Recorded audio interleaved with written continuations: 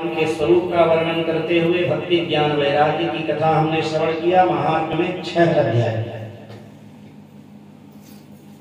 भक्ति का कष्ट दूर नारद जी महाराज के द्वारा हुआ है। उसके बाद चौथे 5वें अध्याय में गोकर्णोपाख्यान, 6वें अध्याय में हमने श्रवण विधि, कथा के श्रवण का क्या विधान है, किस प्रकार से सुनना चाहिए, ये श्रवण किया। प्रथम स्कंध में 19 अध्याय है। प्रथम स्कंध में पहले 3 श्लोकों में किम ध्येयम, किम गेयम, किम पेयम।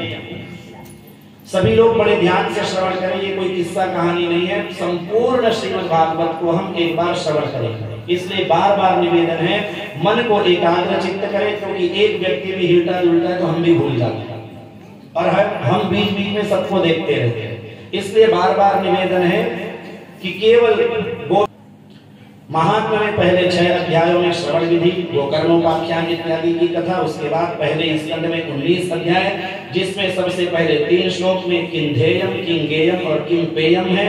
उसके बाद सूत शौनक आदि ऋषियों की कथा से प्रारंभ होते हुए महाभारत की कथा, राजा परीक्षित की जन्म की कथा, उनको शाप की कथा, सुखदेव जी महाराज के आगमन की। दूसरे स्कंद में 10 अध्याय हैं, जिसमें मुख्य रूप से भगवान के पहले ही 3 अध्यायों में स्वरूप का वर्णन किया गया है, जिसमें स्थूल रूप का वर्णन और ब्रह्मदेव के द्वारा नारद जी को जो चतुश्लोकी भागवत का दिव्य ज्ञान है उसका निरूपण, और फिर अंतिम अध्याय में श्रीमद् भागवत के जो 10 लक्षण हैं वो बताए गए। तीसरे स्कंध में 33 अध्याय है, जिसमें कथा प्रारंभ होती है विदुर उद्धव संवाद से।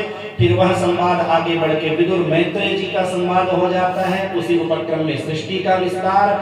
तृतीय स्कंध में भगवान वाराह के रूप में आते हैं, फिर कपिल देव के रूप में आते हैं और अपनी माता देवहूति को दिव्य ज्ञान प्रदान करते हैं।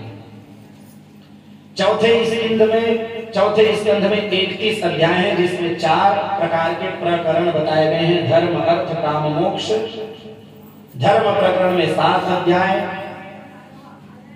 अर्थ प्रकरण में 5 अध्याय, काम प्रकरण में 11 अध्याय, मोक्ष प्रकरण में 8 अध्याय। इस तरह 31 अध्यायों में यह विभक्त, जिसमें मुख्य रूप से बाबा भोलेनाथ की कथा माता सती के साथ, उसके बाद ध्रुवोपाख्यान, फिर उसी के वंशज में आगे भगवान स्वयं पृथु के रूप में आए और पुरंजनोपाख्यान।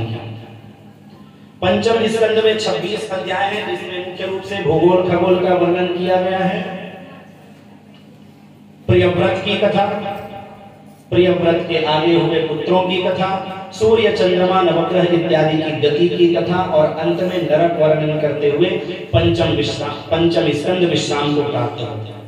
6वें स्कंद में 19 अध्याय, जिसमें सबसे पहले अजामिलोपाख्यान, इंद्रवृत्रासुर का दिव्य आख्यान, और उसके बाद 49 मरुद्गणों की कथा।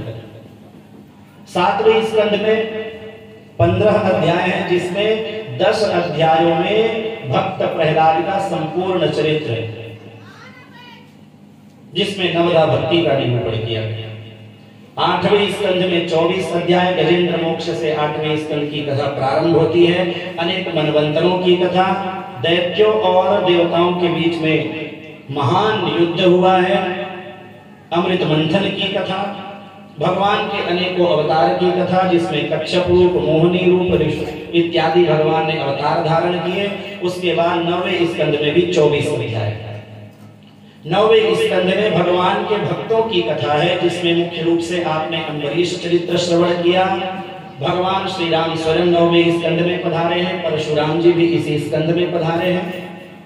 उसके बाद 9वें स्कंध में ही भगवान श्री कृष्ण के प्रादुर्भाव की कथा प्रारंभ करते हुए 9वां स्कंद विश्राम को प्राप्त हुआ। 10वें स्कंद में 90 अध्याय है, पूर्वार्ध और उत्तरार्ध। संपूर्ण 10वें स्कंध में भगवान श्री द्वारिकानाथ की संपूर्ण कथा, बाल लीलाएं, उनके विवाह की कथा, उनके पुत्र प्रपौत्रों की कथा। पुनः 11वें स्कंध में 31 अध्याय, जिसमें सांख्य योग, भक्ति योग, कर्म योग, ज्ञान योग संपूर्ण, जो आज के प्रसंग में आपने श्रवण किया। नवयोगेश्वरों की कथा, अवधूतोपाख्यान, भगवान श्री कृष्ण का उद्धव को दिव्य ज्ञानोपदेश, अंत में भगवान श्री कृष्ण का तदाकार होना, और फिर 12वें स्कंध में कलयुग का वर्णन, 12वें स्कंध में 13 अध्याय। और जो विषय अनुक्रमणिका चल रही है वो 12वें स्कंद के 12वें अध्याय में, 12वें स्कंद के 12वें अध्याय में विषय अनुक्रमणिका प्राप्त होती है।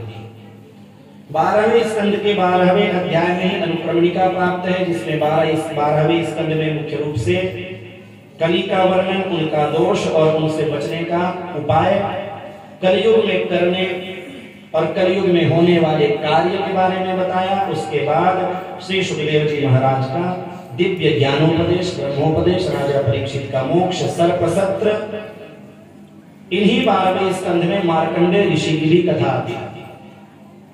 और अंतिम 13वें अध्याय में 18 पुराणों में कितने कितने श्लोक हैं उनकी व्याख्या।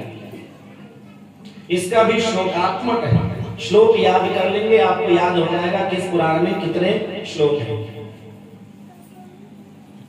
इस तरह संपूर्ण 12 स्कंधात्मक यह श्रीमद् भागवत 13वें अध्याय के साथ विश्राम को प्राप्त होगा। विश्राम को प्राप्त हो उसके पहले ध्यान देने की बात यह है कि कथा श्रवण करने का सबसे बड़ा फल क्या है। जो हमने कहा था कि 5 प्रकार के मुख्य फल श्रीमद् भागवत महापुराण श्रवण करने का बताया गया। तो सबसे पहला जो फल है वो है निर्भयता। जब आप पुराण की कथा को श्रवण करेंगे आपके अंदर निर्भयता